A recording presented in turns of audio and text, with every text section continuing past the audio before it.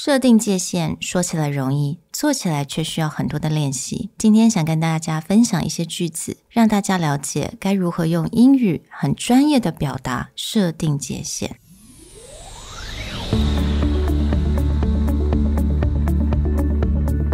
Hello， 欢迎来到 Executive Plus 主管与沟通力的 Podcast。I'm Sherry, an educator, certified coach, and style enthusiast. 我相信专业有效的沟通是语言跟逻辑的完美结合。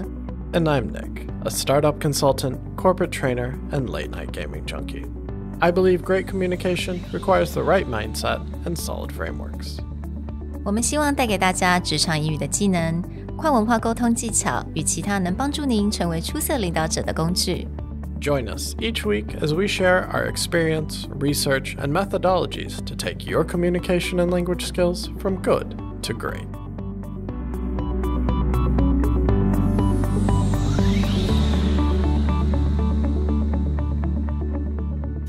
Hey everybody, welcome back to the Executive Plus podcast. A topic that shows up in the news quite often is the idea of setting boundaries, especially when Taiwan pushed through its Me Too movement recently. So how do you actually explain to someone what your boundaries are or if they are crossing them?说到 boundary 也就是设定界限，我觉得在全世界透过了非常多不同的 movement， 大家越来越重视这个话题。那这个话题已经延伸从情感一直到工作，甚至到人生，甚至到家庭。那我觉得这一次呢，我就是很突然间在 scroll 我的 IG 的时候，就看到一个 coach， 他叫做 The Brain Coach。那他就有讲到有非常多不同的一些 boundaries。So there are the emotional boundaries, relationship, physical, communication, mental, and time. 那我觉得他这样子区分也蛮清楚的，能够让大家了解说，其实 boundaries 有非常多不同种，而且是可以用在很多不同的人生阶段，或者是很不同的面向。So let's talk a little bit about the emotional boundaries and what we can say to set that boundary.So if you're in a situation where you're just feeling overwhelmed, you're feeling stressed out, and someone's pushing you for a conversation, sometimes you don't notice, but a lot of times if you are feeling overwhelmed and you know that you're not in the right place to make a decision, you're not in the right place to have a calm conversation, then saying something to set your emotional boundary is really important. Something as simple as, I don't have the emotional capacity to discuss this right now.Let's schedule a time tomorrow. 我觉得这个非常的重要，尤其是对很多所谓的 people pleaser。Right? 如果你是 people pleaser， 你不喜欢让人家生气，你希望人家都很喜欢你的话，这个时候你可能已经很需要去充电，但是人家来找你，他有很多的问题，他还是一样的想法，所有的问题就 dump 在你的身上。Sometimes you take it because you don't want people to hate you, or you want people to like you, which is understandable because I'm the same way. 那我觉得这个 emotional boundary 就变得非常的重要。You have to tell people that right now is really not the time. Like, I need to recharge. I don't have the capacity. I don't have the emotional bandwidth. 但是也可以让人家知道我们什么时候可以再坐下来好好的聊这件事情。And that second piece about when is really important because there are people who are just like, I don't have the time to deal with this, and they walk off. Yeah. Then that doesn't feel good for either side, whether they need space or not. Now, the first side is left in a, are we going to talk about it? And sometimes if it is an emotionally charged situation, they'll go push because they're like, no, I know you. You're not going to talk about this ever again.So actually setting that second piece is what separates this in a professional environment from someone being passive-aggressive versus someone being honest at that time. So if you just say something like, can we talk about this tomorrow? Can we talk about this? And give them a time. If you give them the time and they push, they're being the jerk. But if you just walk away and don't want to have that conversation, then you may be the person who's causing further issues. You certainly don't want to sound like you're dismissing their needs, but it's really okay to make sure that your needs are met at the very moment. So speaking of which, let's talk a little bit about relationship boundaries. 那 relationship boundaries 呢，我觉得其实跟 emotional boundaries 当然就也是非常的 hand in hand. It goes hand in hand. So when you're in a relationship, it may be a work relationship or, romantic relationship, or you have a partner at home. But at the end of the day, you're tired, right? You need time to recharge. And it is okay to actually ask for that time and just simply say, when I'm done with my day, I just need 1 hour for myself to recharge. With relationship boundaries, similar to what Sherry was talking about with the people pleasers, it especially becomes hard when it's family or a spouse, etc. So people feel like, no, I'm supposed to be happy to spend time with these people or happy to answer their needs. But in reality, most of us need downtime, especially like parents. I just recently came back from a trip where I got to see my family. And you can definitely see that where my mom's side of the family is very close. They see each other very often, but my mom, like me, is an introvert. So sometimes she just needs like a hidey hole, like a cave. But when you're only like 5 or 10 minutes away from your family and they're like, hey, let me stop by. Hey, let me have something to say. You lose that. So with these relationship boundaries, understanding that it's okay that you need your time and just explain to them. I would say tacking on one more thing to this, similar to our last one, is just give them a time. Be like, I really need downtime today.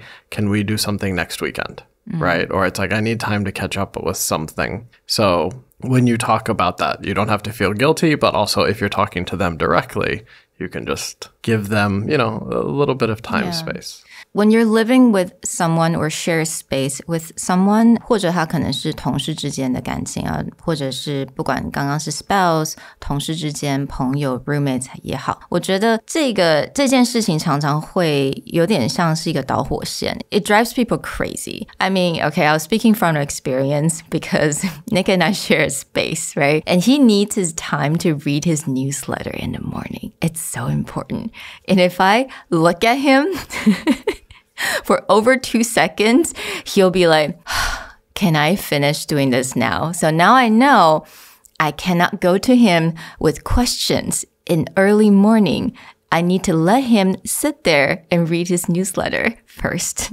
Exactly. Which builds into the next piece, which is physical boundaries.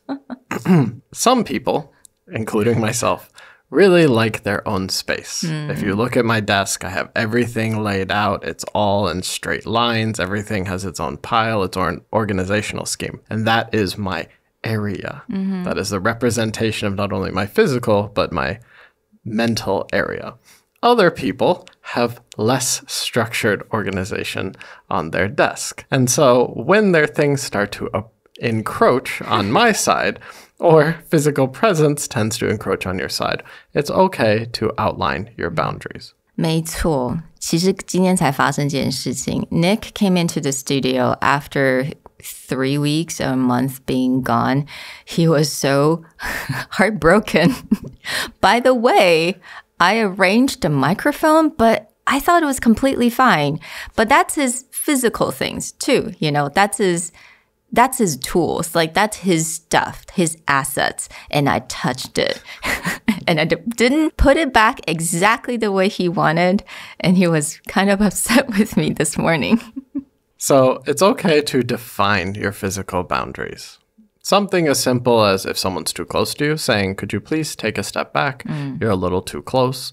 Or if you have a desk that someone is encroaching on, you'd be like, could you please keep your stuff over on your side of the desk? I'm trying to keep my area clean. All right, so let's talk about communication boundaries. When it comes to communication, we actually talk about this a couple of times in different episodes. 那说到沟通的 boundary， 其实呢，我觉得一个很重要的现象就是，如果对方今天对你讲话的 tone， 或者是他对你讲话用的字，其实真的很不好听，或是他情绪太高涨的时候， you can definitely say, please don't speak to me in that tone. Or please don't say that I'm overreacting. It doesn't help and doesn't make me feel better.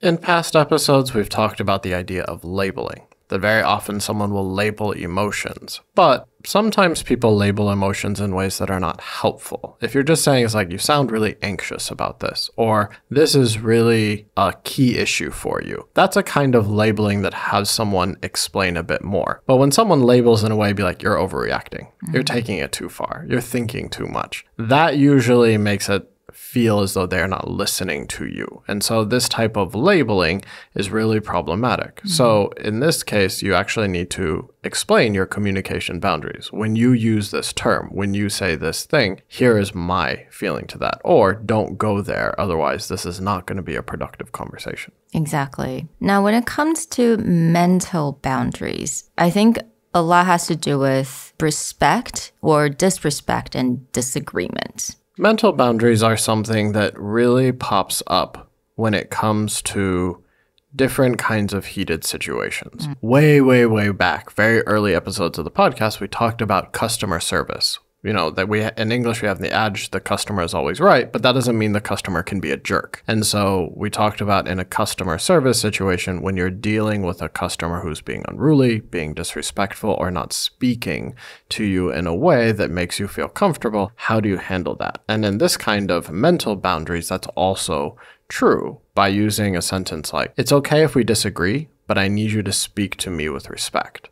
Right? Dividing the line between you don't like my idea and you treating me poorly. These are two separate issues. And that doesn't matter whether it's in an office situation between colleagues, between a manager and a team member, or a customer service situation. Yeah, absolutely. I think it happens a lot when we're at work. People will definitely disagree with us. And it's actually really okay. And it's actually good to have someone to disagree with us, especially if you're at a manager level, right? You don't want people to just be like, yes, ma'am, yes, sir, yes, ma'am. But it's okay to disagree. However, your tone and people still needed to talk to you with respect. And if they cross that line, it is definitely okay to point out. When it comes to spirited debate, this is always good. As an example, a couple of weeks ago, I was at a beauty conference and there was a competitor who had just a different angle or a different take on what it meant to do the type of solution that our company provides. And you could see that for some people in the group, because there was a group of us talking, they may have seen that as like, oh, okay, this might become antagonistic or this might become a problem. But we just ended up having a really interesting conversation where like she had a very specific mass general audience angle and we had a very specific like heritage luxury brand top bottom angle. And rather than just treating it as we are competitors and we need to have a debate and tell the other person you're wrong, it was actually about having a longer conversation. And it was done in a way where it's like, we don't have to agree with each other, but we can have an interesting debate about how does data work? How is the correct way to build an AI algorithm? And it becomes like a long conversation many hours into the night, as opposed to you're wrong and I don't want to listen to you and you're dumb for doing it your way, right? Now, when it comes to our last boundary, which is time boundary, 我觉得这个真的很重要，因为不同文化跟不同的人，他对时间的一个观念都不太一样。有些人他可能会说，我只需要5分钟，但他这5分钟可能真的就是1个小时，或者很多人可能说，just give me like 5 minutes， 我等一下马上就会来这个会议，你可能就是真的等了2个小时时间。So time, I think it's incredibly important for us to set boundaries. So let's say you really don't have a lot of time to chat, but someone asks you to talk about some issue, then it's okay to point out that I'll call you, but I only have 15 minutes to chat. And when that 15 minutes is up, it's okay for you to end that conversation. Another way to look at this is if you know people are chronically late, or you actually, maybe it's the first time you're meeting someone and they show up late, you're not actually obligated to extend your time to cover their lateness. So I've actually seen examples where it's like someone scheduled a half an hour meeting, they show up 15 minutes late, and the other people in the meeting be like, we understand that you were late for whatever reason is going on, but I still only have 15 minutes, right? So you don't have to feel forced to extend. You can set that boundary and be like, even if their excuse is completely legitimate or the reasoning is completely legitimate, you can still be like, listen, I understand, but I still only have 15 minutes, or I still can only go until 4 o'clock, and then I have other plans.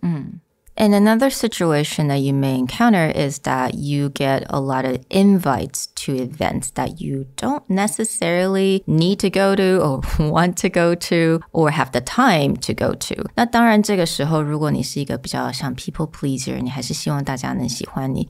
这个 to reject or to turn down an invite, it's a little bit hard. You just feel bad. But then again, it's healthy to set that boundary. Thank you for the invite, but I cannot make it. I hope that we can connect another time. It's the later sentence, the second part of the sentence, that is really important. You can still show that you want to connect with this person, but you just have to set another time. The more specific you can be, the better that outcome will end up. Well, we hope that the next time you need to set a boundary, you can think back and find the sentence that works best from you. Having boundaries is important, and as always, we'll offer you the resource to the Brain Coach in the show notes. We'll talk to you guys next time. Bye. Bye.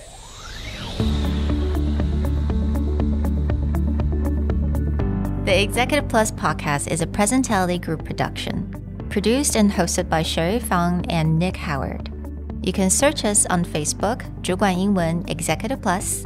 You can also find us on Instagram, Communication R&D, and email us at sherry@epstyleplus.com.